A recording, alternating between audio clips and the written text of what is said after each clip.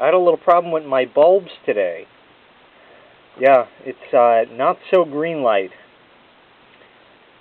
Yep, it failed.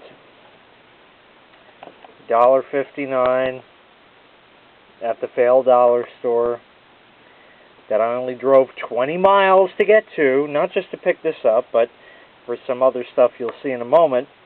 But it was bad right out of the box, and they try to be nice about it. Here, look, save the earth and a few bucks too, and I don't even care if it was, $3.59, but it didn't even fucking light out of the goddamn box. Just put it in the socket and just went pop. But oddly enough, no burning electronic smell. So, anyway, that is the failed Not-So-Greenlite.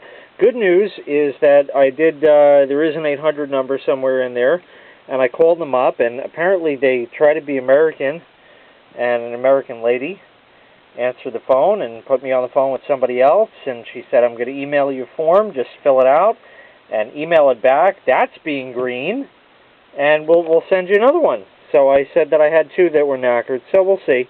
But it is indeed made in China. So, anyway, have a nice life.